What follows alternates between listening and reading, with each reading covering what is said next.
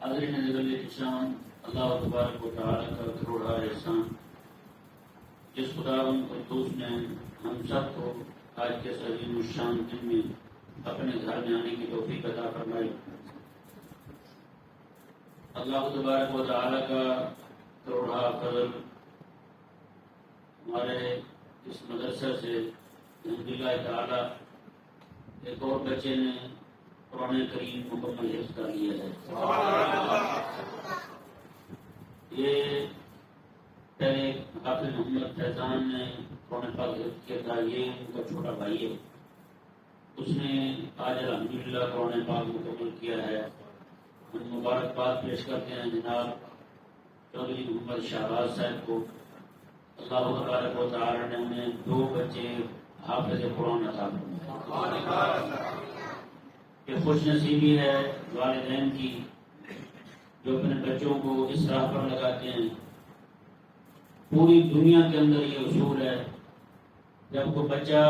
تعلیم پاتا ہے، کامیاب ہوتا ہے، سند اسے ملتی ہے، اعزاز اسے ملتا ہے،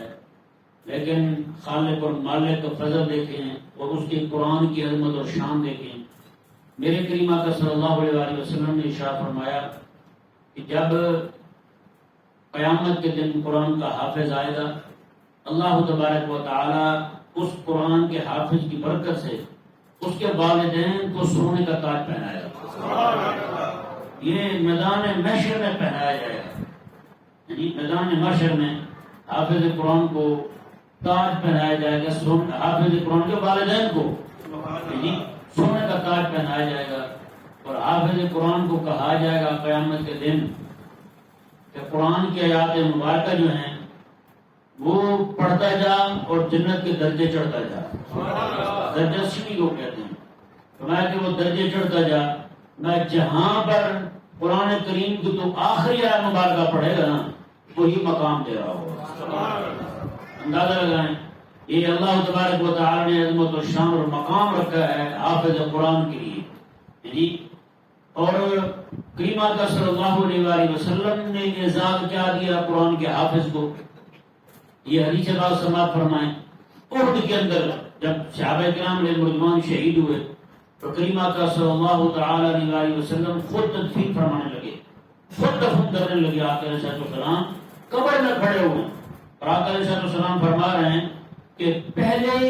ان کے جنازے مجھے تھمائیں، مجھے وہ پہلے ان کی جسم مجھے پکڑائیں جو قرآن کے زیادہ علم والے تھے،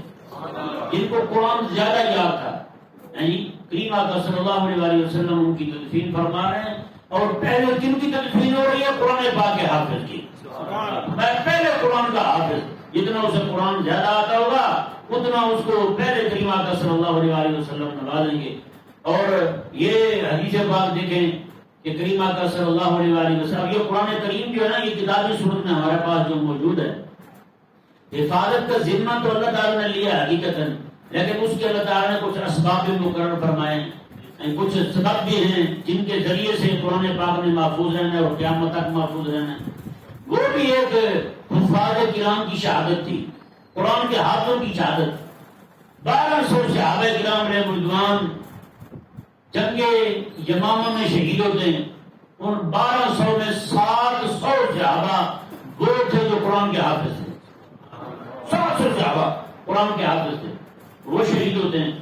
تو کریم آقا صلی اللہ علیہ وسلم کے صحابہ کرام علیہ رضوان باہم جمع ہوتے ہیں،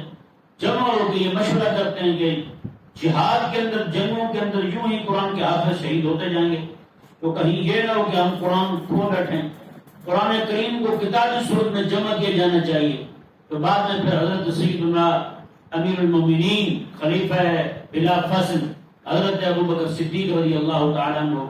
آپ نے صحابہ کو جمع کیا تو قرآن کریم کو پھر کتابی صورت میں جمع کرنے کے لیے باقی صحابہ کرام علیہ رضوان کو لگایا گیا۔ اس طرح کر کے قرآن کریم آج کتابی صورت میں جو ہمارے پاس موجود ہے،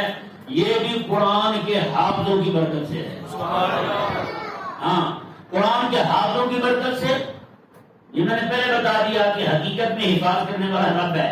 یہ ظاہری اسباب ہیں سارے۔ تو قرآن کریم کی حقیقت میں حفاظت کرنے والا رب تبارک و تعالی ہے، لیکن آگے دیکھیں رب تبارک و تعالی نے حفاظت لی کن لوگوں سے؟ یہی قرآن کے حافظ ہیں۔ صبح سے لے کر شام تک قرآن پاک پڑھتے ہیں، شام کو صبح سے قرآن پاک پڑھتے ہیں۔ میرے کریم آقا صلی اللہ علیہ وسلم نے ارشاد فرمایا جب اللہ تبارک و تعالیٰ کسی قوم پر عذاب نازل کرنا چاہتا ہے تو پھر جب دیکھتے ہیں مسجد میں بیٹھ کے قرآن پاک پڑھا جا رہا ہے، رب تعالیٰ کی کتاب کی تلاوت ہو رہی ہے، اللہ تبارک و تعالیٰ ان کی برکت سے ان سے بھی عذاب کو دور کر دیتا ہے۔ آج بہت سارے لوگ ہیں طالب علم جو قرآن پاک پڑھتے ہیں، دین پڑھتے ہیں، ان کو کہتے ہیں یہ نکمے روٹی کھانے والے ہیں، یہ مولوی کو بس کھانے والے ہیں، حلوے مانڈے کھاتے ہیں، اور ان کو تو کام ہی کوئی نہیں، یہ کسی کام جو نہیں ہے، کام ہی کرتے ہیں، یہ صرف حلوے کھاتے ہیں، یہ اس طرح کی باتیں کریں گے، تانے ماریں گے قرآن کے حافظوں کو۔ کریم آقا صلی اللہ تعالی علیہ وسلم کے پاس ایک صحابی تھے، مسجد میں بیٹھے رہتے تھے، آقا علیہ السلام کی حدیثیں سنتے، واہیاتی بات سنتے، یعنی ان کے بھائی جو تھے وہ کماتے تھے، سارا دن مزدوری کرتے، کما کے لاتے گھر میں، یہ جاتے جا کر کھانا کھا رہے تھے، اٹھ کے آ جاتے، پھر آ کے پڑھنا شروع کر دیتے۔ ایک دن آ کے انہوں نے شکایت کی حضور کی بارگاہ میں، کہنے لگے یا رسول اللہ صلی اللہ علیہ وسلم یہ کماتا کچھ بھی نہیں ہے، یہ صرف کھاتا ہے، جب بھی ہم گھر سارا دن کماتے ہیں، مزدوری کر کے لاتے ہیں، یہ شام کو آتا ہے اور کھا کے واپس آ جاتا ہے، سویرے کھاتا ہے اور واپس آ جاتا ہے، مسجد میں آ کے نہیں بیٹھا رہتا ہے۔ یا رسول اللہ ہم اکیلے کماتے ہیں، اسے بھی فرمائیں یہ بھی کمایا کرے۔ میرے کریم آقا صلی اللہ تعالی علیہ وسلم نے ارشاد فرمایا جاؤ تم اپنا کام کرو، تمہیں نہیں پتا میرا اللہ جو تمہیں روٹی دے رہا ہے وہ اسی کی برکت سے عطا فرما رہا ہے، اسی کی برکت سے تمہیں دے رہا ہے۔ کہتے مولوی میرے کٹھے میں نکمنے ہیں، انہیں کی وجہ سے ہماری ترقی کی بریکیں لگی ہوئی ہیں۔ میں نے کہا بالکل ٹھیک ہے، جی سینمے کو ٹیکس تم نے معاف کیا، مسجد کو سینمے کا بل تم نے لگا دیا، اور بریک مولوی صاحب نے لگائی ہوئی تمہاری ترقی کو، قرآن کے حافظ نے لگائی ہوئی ترقی تمہاری روکی ہوئی ہے۔ کون سی ایسی ترقی ہے؟ وہ کہتے ہیں وہ نشے ہی دے دو۔ وہ ایک نے دوسرے کو کہا یار بشیرے کبھی ہم نے نیکی کا کام نہیں کیا۔ اس نے کہا بالکل بات تو تمہاری ٹھیک ہے۔ اس نے کہا کرنا چاہیے کوئی نیکی کا کام۔ اس نے کہا مسجد میں دھوپ آ گئی ہے،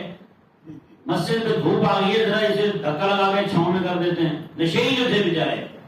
نہیں فیصلہ کر سکتے تھے کہ بات کدھر جا رہی ہے، دونوں دھکا لگانے لگے، لگا کے دھکا پسینے اور پسینی شرابور ہو گئے پسینے سے۔ جب دیکھا نا کہ خود بخود چھاؤں آ گئی ہے، مسجد ساری چھاؤں میں آ گئی، تو کہنے لگے یار بشیر کام تو شکر ہے دیر لگی ہے لیکن کام ہو گیا ہے، مسجد ساری چھاؤں میں آ گئی ہے، اللہ تعالیٰ کا فضل ہوا ہے۔ تو انہوں نے کہا چل دیکھتے ہیں اندر کیا چیز اڑی ہوئی تھی۔ دیکھا اندر ایک بندہ نماز پڑھ رہا تھا بیچارہ، وہ سجدے میں تھا،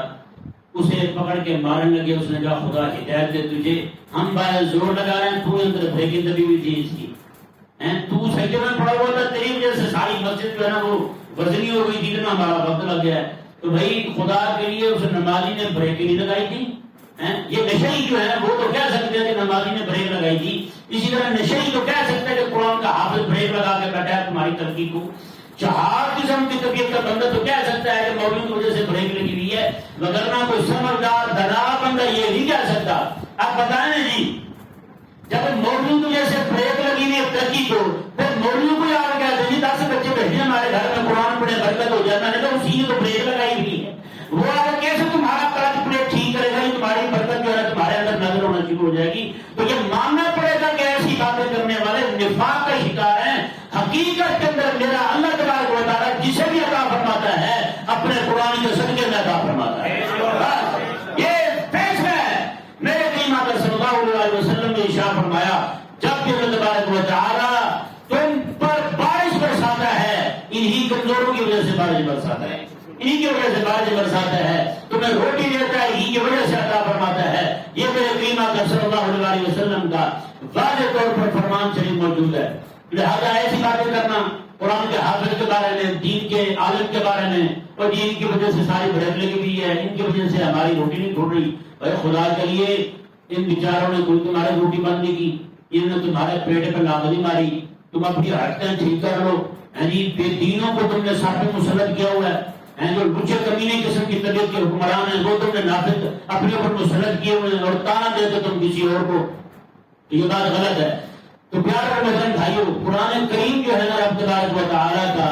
یہ وہ کلام ہے۔ میرے کریم آقا صلی اللہ علیہ وسلم کا فرمان شریف موجود ہے،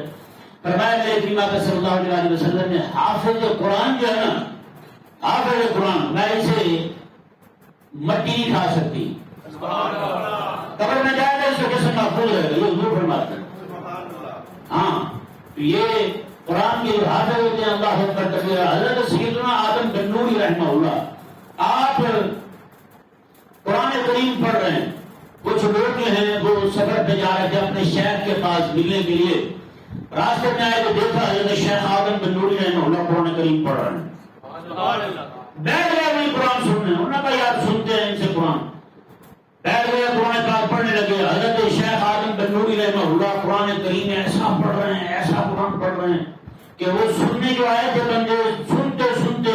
ایسی کیفیت تاری کہ وہی بے ہوش ہو گئے، اور آپ آنکھیں بند کر کے پڑھ رہے ہیں، پڑھتے جانے وہ قرآن سن کے مر چکے ہیں، آپ قرآن پڑھ رہے ہیں، قرآن پڑھے جا رہے ہیں۔ حضرت وہ جو شیخ تھے نا وہ آئے، انہوں نے دیکھا کہ عجیب کیفیت ہے، آدم جو ہے قرآن پڑھے جا رہا ہے، شیخ آدم قرآن پڑھے جا رہا ہے، لوگ جو ہے ان کی یہ کیفیت ہو چکی ہے۔ حضرت وہ شیخ جو تھے نا وہ آئے، انہوں نے کہا آدم بس کن، اے آدم بس کر، کتنے لوگ مارے گئے، پرندے مارے گئے تو لوگ سارے توجہ میں پڑے، اتنا کہا اور انہوں نے آنکھیں کھول، کیا ہوا ہے؟ یہ ہو گیا، مجھے تو پتا نہیں ہے، میں تو سے بند کر قرآن پڑھ رہا ہوں، مجھے تو یہ نہیں پتا میرے قرآن سننے کے لیے بھی کو آیا ہوا ہے یہاں سے، مجھے تو یہ پتا۔ حضرت سیدنا خواجہ معین الدین چشتی انوری رحمہ اللہ داتا صاحب رحمہ اللہ کے مزار شریف پہ آئے، انہیں حضرت شیخ الامام عبدالقادر الجیلانی رضی اللہ تعالیٰ عنہ نے فرمایا تھا، میں ہند کی سرحد پر محمد عربی کا شعر بیٹھا ہے، جاتے ہوئے اسے سلام کرتے جانا، اسے محمد عربی کا شعر بیٹھا ہے اسے سلام کرتے جانا۔ جب حضرت سیدنا خواجہ معین الدین چشتی یہاں آئے نا جی، بیٹھ گیا قرآن پاک پڑھنے، ایک دن دو دن تین دن رات دن مسلسل قرآن پاک پڑھے جا رہے ہیں، جو بھی آتا ہے کہتا ہے یا اللہ اس کا صدقہ مجھے دے، اسے دل کا چلا جاتا ہے، جو بھی آتا ہے مانگتا ہے اللہ تعالیٰ سے یا اللہ تعالیٰ کا صدقہ دے دے، وہ چلا جاتا ہے۔ لیکن حضرت خواجہ معین الدین چشتی انوری رحمہ اللہ 40 دن کے بعد رونے لگے، کہنے لگے کہ جو بھی آتا ہے لے کے چلا جاتا ہے، میں ہی بیٹھا ہوں 40 دن ہو گئے مجھے نہیں مل رہا۔ حضرت داتا صاحب رحمہ اللہ مزار سے باہر آ گئے، مزار سے باہر آ گئے، داتا صاحب رحمہ اللہ فرمانے لگے کہ میں تو معین الدین، تو بھی حسن کا بیٹا ہے، میں بھی اسی کا بیٹا ہوں، یعنی علی کا پوتا قرآن پڑھے، علی کا پوتا قرآن سنے، بتا پھر کس کا دل کرتا ہے کہ علی کا پوتا قرآن پڑھنے والا قرآن سننا چھوڑ دے اسے؟ میں کہ تیرا قرآن سننا مزہ ہی کیوں دے رہا تھا مجھے، تو میں نے کہا کہ تجھے بھی اسی وقت مل گیا، تم نے تو پھر چھوڑ دینا قرآن سنا، یعنی اس لیے فرمایا کہ تجھے اپنے پاس بٹھایا رکھا۔ تو کہتے ہیں مکتب عشق کا دستور میں لگا دیکھا، اسے چھٹی نہ ملی جسے سبق یاد آتا، جسے سبق یاد آتا اسے چھٹی نہ ملی، جسے سبق یاد آتا اسے کہا نہیں یہ پتر ہے یہ تم ہیں۔ آپ دیکھتے ہیں مدرسے میں بچے ہوتے ہیں، سکول میں کسی بھی ادارے میں پڑھنے والے بچے ہوتے ہیں، وہ 4-5 بچے ہیں، 2-4 ان میں سیانے ہوتے ہیں، دانا پڑھنے والے ہوتے ہیں، وہ ایک نکما ہوتا ہے، آدھی بات منہ سے نکلتا ہے ساری چھٹی کریں کیا آپ ہوتے چھٹی ملا جائے۔ ایک وہ ہوتا ہے جو پڑھنے والا ہوتا ہے، کہتا ہے ساری چھٹی نہیں پتر کوئی چھٹی نہیں، کہا جی پورے سال میں چھٹی نہیں لی، اس نے کہا بیٹا اسی لیے تو چھٹی نہیں ہے تیرے لیے، بیٹھ کے پڑھ رہا تجھے چھٹی نہیں ہے۔ تو یہ جو کام کیا تھا انہیں چھٹی نہیں ہوتی، کہا کہ مکتب عشق کا دستور نے لگا دیکھا، اسے چھٹی نہ ملی جسے سبق یاد تھا، جیسے سبق یاد تھا اسے چھٹی نہیں ملی، چھٹی اسے ملی جو نکما تھا۔ تو حضرت داتا صاحب رحمہ اللہ آپ نے کہا کہ مجھے چھٹی اسی لیے نہیں ملی کہ تیرا قرآن پڑھنا مجھے پسند آ گیا، انداز لگائیں گے